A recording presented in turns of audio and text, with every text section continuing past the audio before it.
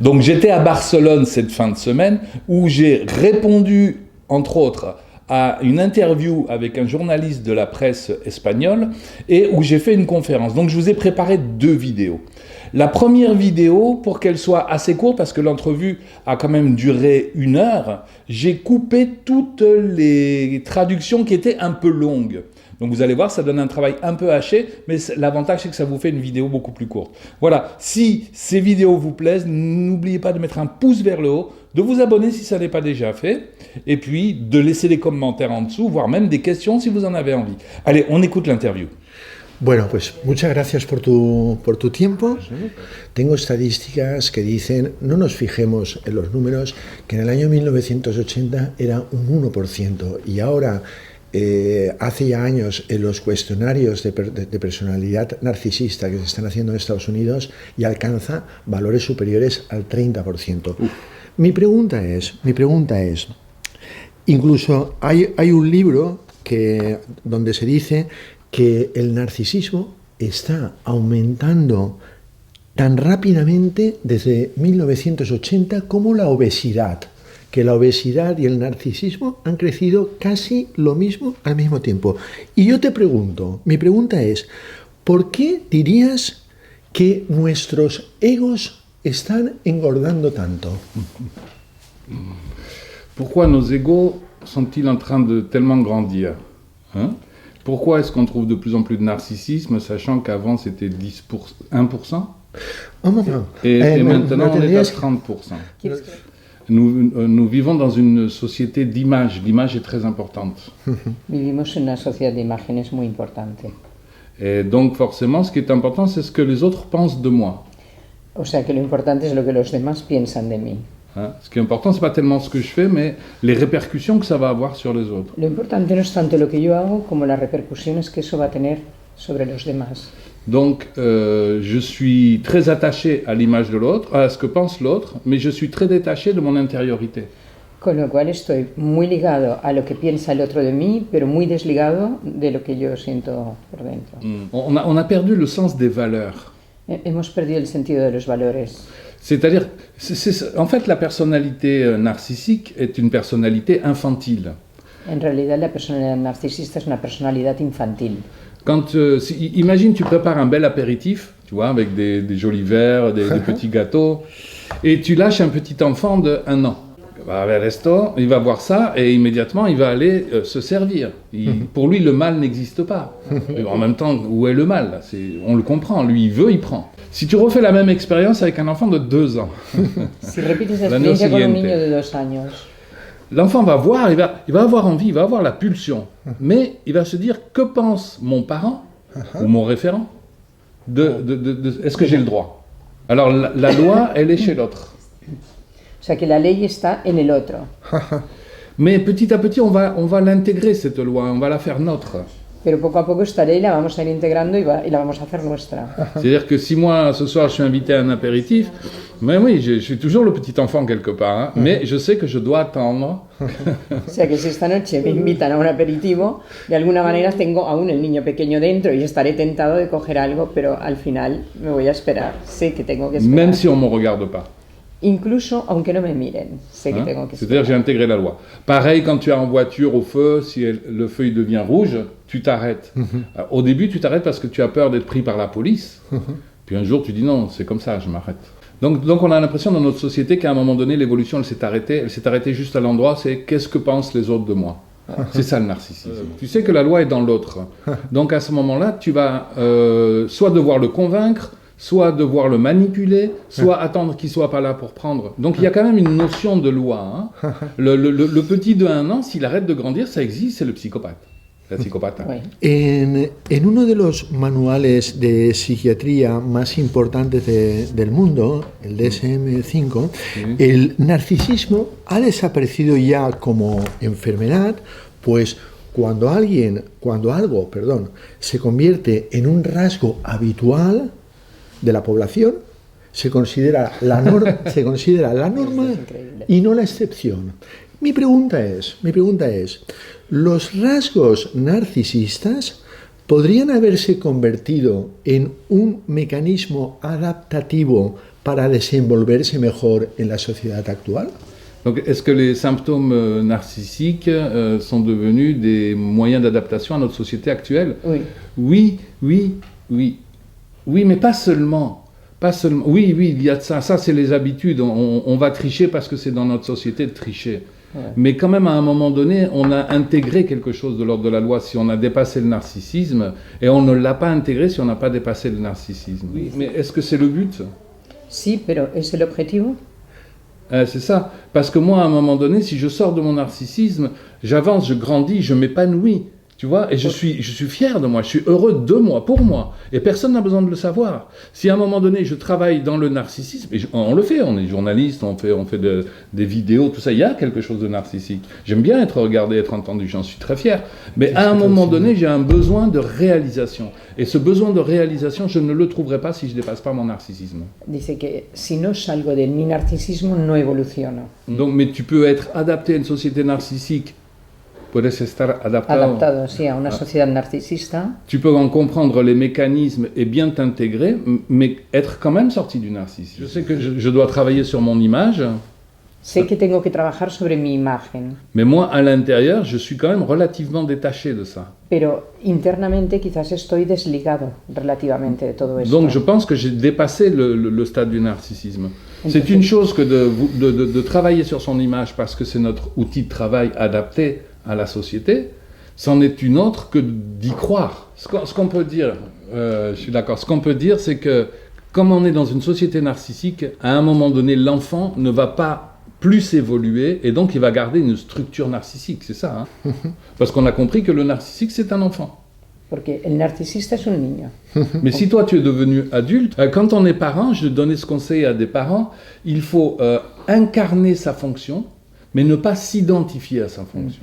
Podríamos concluir que hay un proceso de infantilización en la sociedad. Sí. Hay que cultivar un cierto ego es sano, ¿cómo se dice en francés? El amor de propre, el amor propre, autoestima.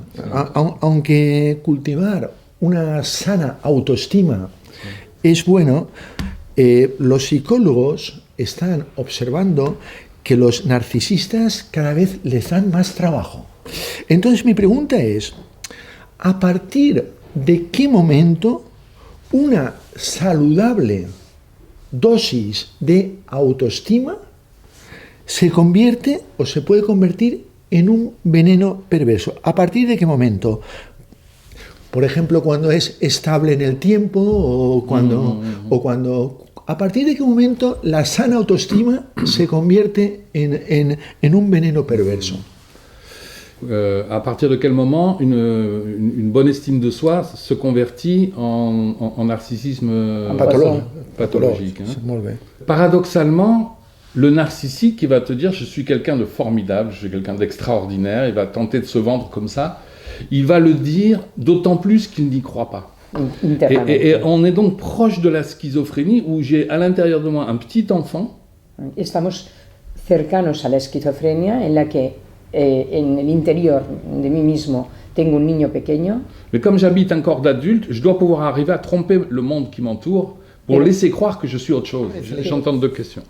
Dice que él está viendo en lo que planteas dos preguntas. Pourquoi les mécanismes de défense pervers narcissiques, c'est-à-dire pourquoi à un moment donné c'est malsain.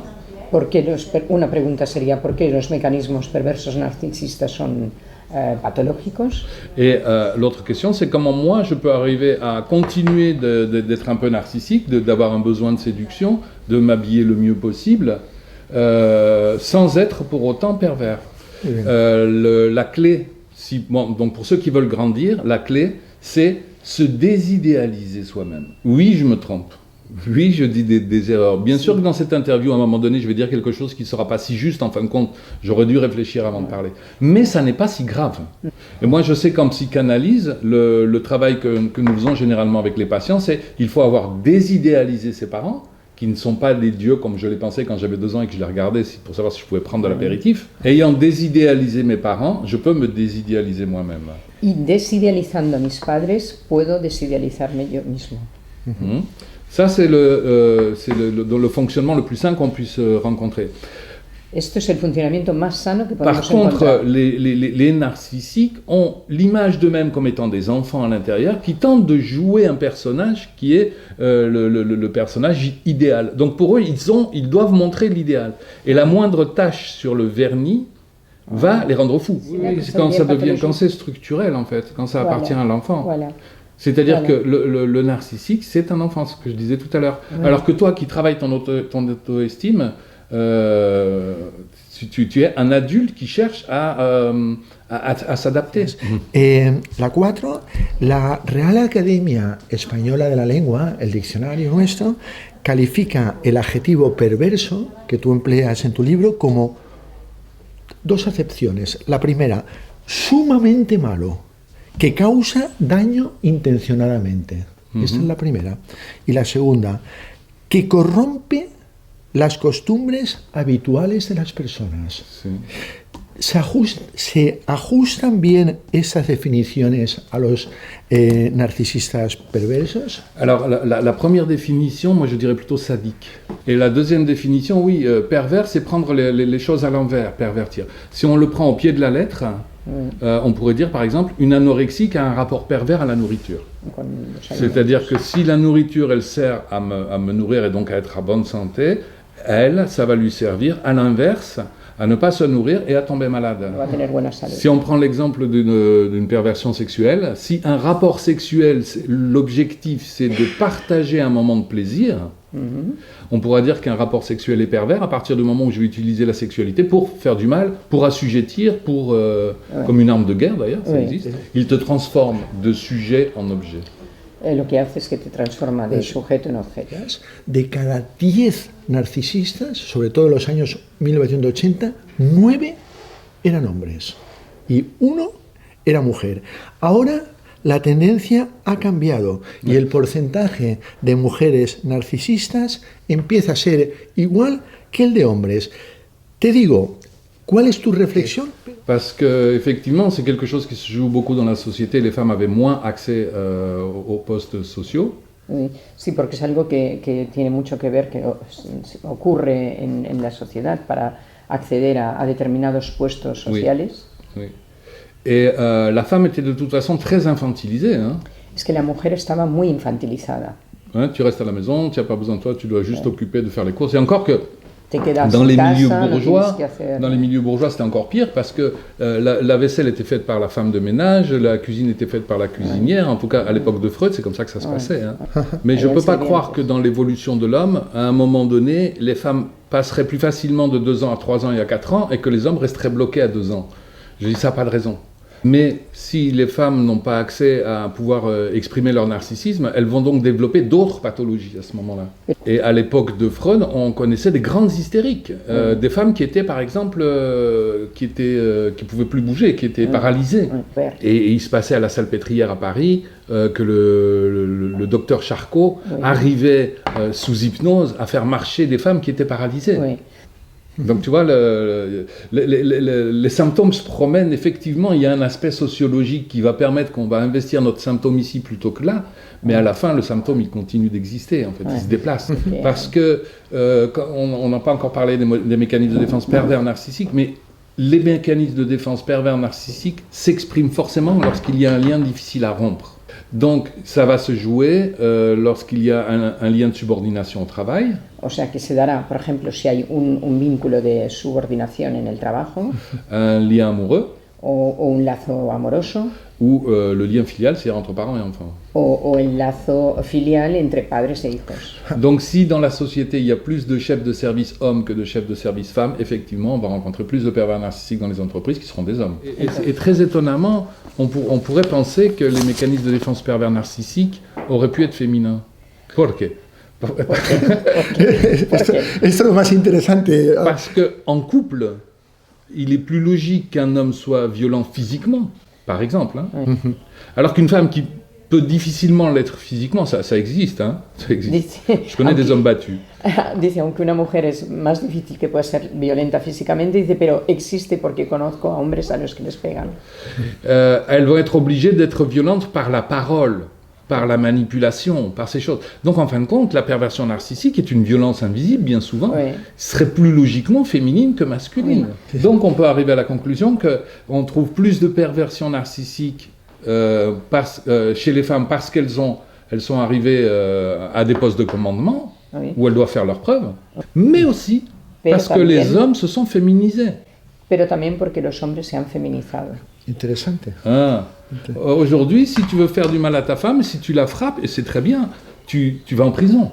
Donc cet aspect du masculin ne peut plus s'exprimer. Entonces este aspecto como más masculino ya no puede expresarse. Donc les hommes ont été obligés de développer des aspects plus féminins. Ouais, le message moi, que j'aimerais porter aux hommes, parce qu'on parle beaucoup pour les femmes en ce moment, et c'est très bien, c'est vous avez le droit d'être des hommes, vous avez le droit d'être dans le masculin, vous avez le droit d'être yang. Et effectivement, on n'a pas le droit de frapper.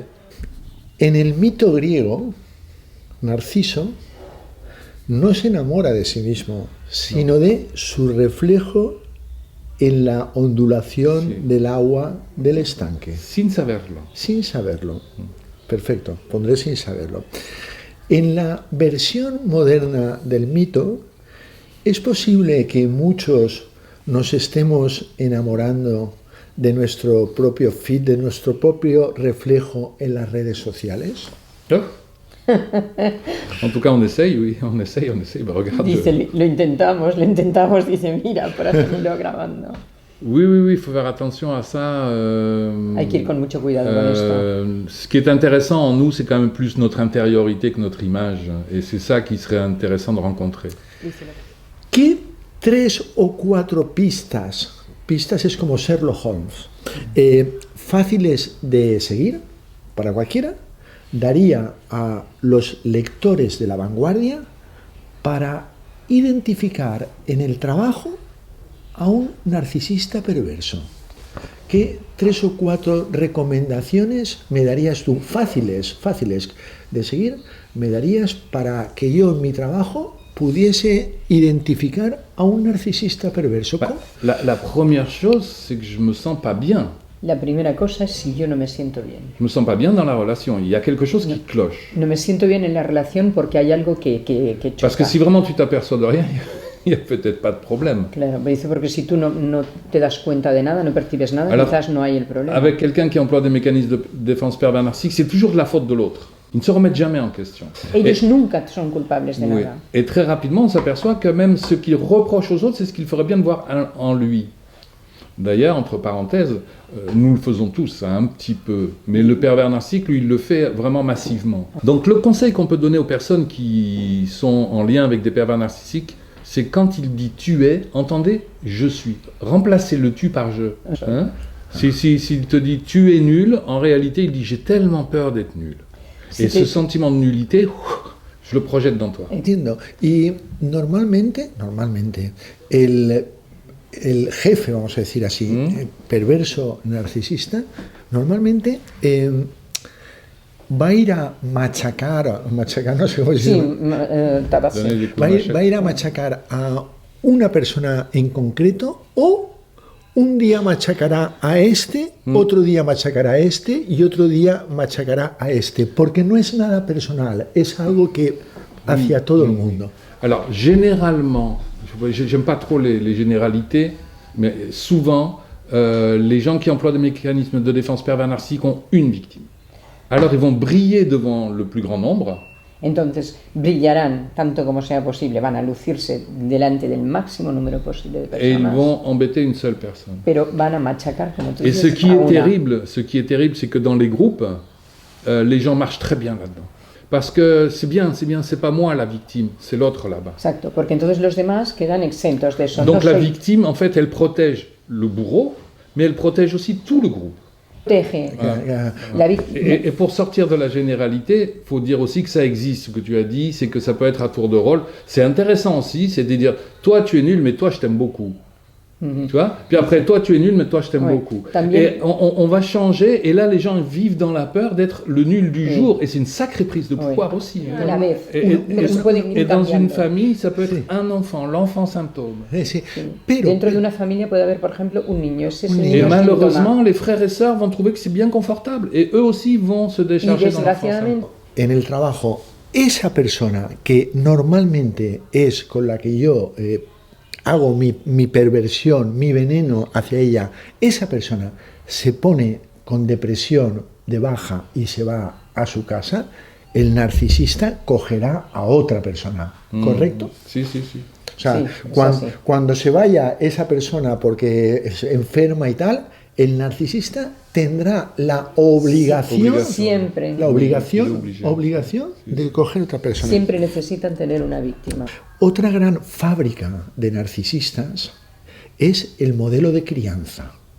El modelo de crianza Sí. se entiende, vale. L'élevage. En la última línea de la última página de tu libro, señalas que los hijos únicos tienen muchas más posibilidades de desarrollar rasgos narcisistas.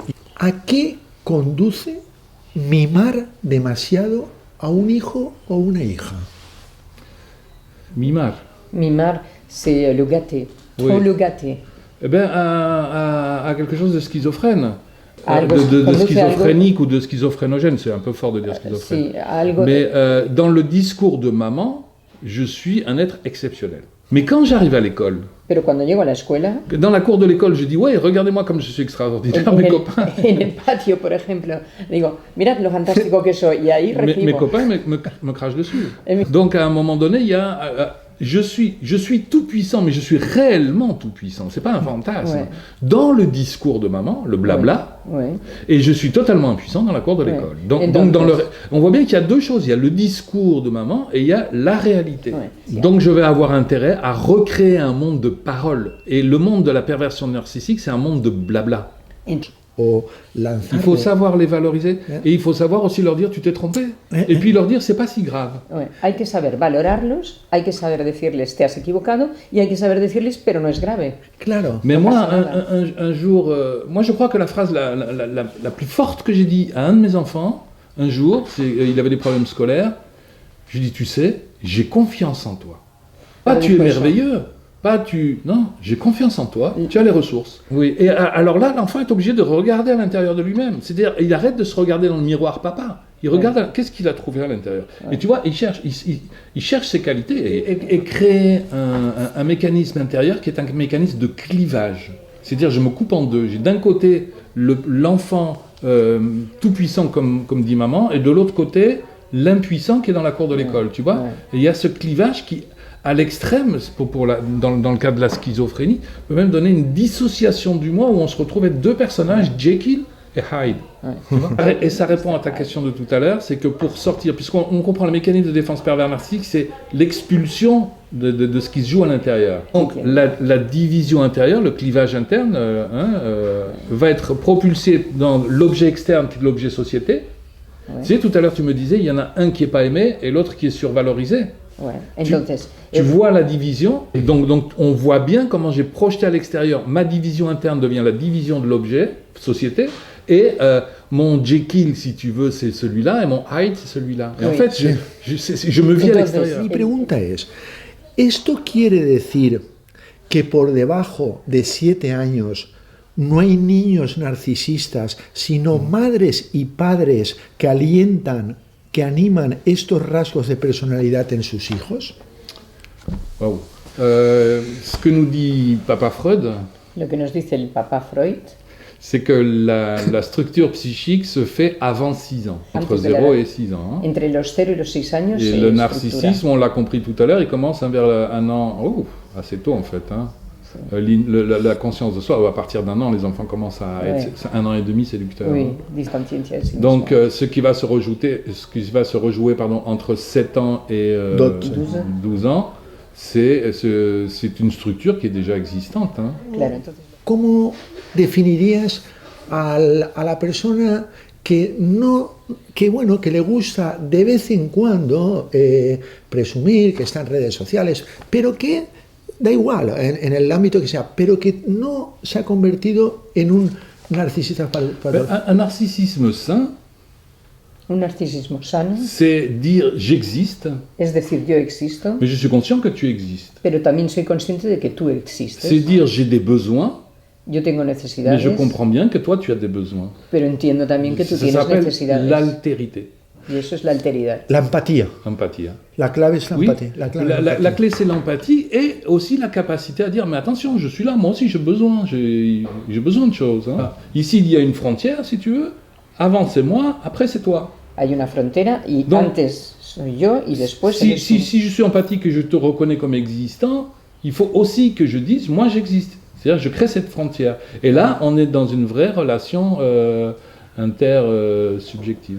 Claro, sí hay una empatía, yo reconozco que existes, pero yo también existo y hay una interrelación. La vida sería una danza, un baile Oui. entre el tú y el yo. Sí. El Exacto. problema es cuando es todo yo. Exactement. Ahí, Les narcissiques ne supportent pas les idées de frontières, et on en revient tout à l'heure à notre histoire d'apéritif, ils ne supportent pas qu'à un moment donné on leur dise non. Et ils ne supportent pas la frustration, ils ne supportent pas le moindre conflit intérieur. Et le moindre conflit intérieur est alors projeté dans l'autre. À cause de toi, j'ai pas pu obtenir. No soporto nada. Pero los psicólogos, los psicoterapeutas reconocen que las terapias anti-yo no funcionan y que casi ningún narcisista consigue curarse, ni con hipnosis, ni con terapia conversacional, con nada. Yo te digo, ¿por qué? ¿Por qué no se curan? Parce que il faut, pour avancer en thérapie, à un moment donné, on arrive forcément à un renoncement. Et un renoncement nous plonge dans quelque chose de triste quand même, hein. C'est comme un deuil. Hein. Oui. Donc le renoncement au fantasme. Sí, es el reconocimiento. Parce qu'en plus, ce fantasma. à quoi on doit renoncer, c'est un fantasme, donc quelque chose qui n'existe pas en plus. Porque encima hay que Et- renunciar a algo fantasma. Donc que le no existe. narcissique, s'il veut sortir de sa posture de narcissique, il faut qu'il accepte d'entrer en dépression. Entonces, On a vu tout à l'heure qu'ils ne supportent pas la moindre frustration, ils ne supportent pas le... Donc, y antes, ils ne peuvent pas entrer en dépression. Tú tampoco has conocido a ningún narcisista que se cure. No. Aparte de No. eso Bueno, es broma. Yo soy el único. Eso es Acaba- broma. ¿Puedo escribirlo? Vale. Pero, Bueno, pero es No, broma, no, perdona, narcisi- porque si alguien dice yo soy perverso narcisista, por No, tanto, yo no he dicho yo soy perverso narcisista. No, yo he que te dicho has yo curado. soy narcisista. Ah, de acuerdo. Aparte de- De No, acuerdo. perverso no. No, por eso. No. Porque si alguien lo dice, pues es que no lo es, porque no lo admiten. sí, claro. Pero narcisista sí. Narcisista todos, Ah. en mayor o menor medida Sí, todos lo quiero somos. brillar, quiero estar reconocido. Claro, pero eso no es malo. Non, mais à un moment donné, j'ai beaucoup pratiqué la méditation. Pero en un momento dado yo he practicado mucho la meditación Et ce qui est dit dans la méditation, ils disent pratiquer la méditation, c'est s'observer soi-même. y lo que dicen en meditación es que practicar meditación es observarse uno mismo. S'observer soi-même, c'est se rencontrer soi-même. Observarse uno mismo es encontrarse uno mismo. Se rencontrer soi-même, c'est s'oublier soi-même. Y encontrarse uno mismo es llegar a olvidarse de uno mismo. Et s'oublier soi-même, c'est être certifié par l'univers. Y olvidarse de uno mismo es como estar validado por el universo. Donc on voit que ça vaut le coup de dépasser le narcissisme quand même, parce que ce qui nous attend, c'est la pleine présence, quoi. Dice, o sea que es bueno ir más allá del narcisismo porque entonces lo que nos espera es una Voilà. presencia plena. C'est pas que c'est bien ou que c'est mal d'être narcissique, c'est que ça nous prive ça nous prive de quelque chose. Dice que no es que sea malo o bueno la realización. ser narcisista, pero eso nos priva de otro tipo de realización. Sí, y de disfrutar de otras personas y de vivir sin... Pues ha sido un placer, me ha gustado mucho hablar contigo, amigo. Muchas gracias.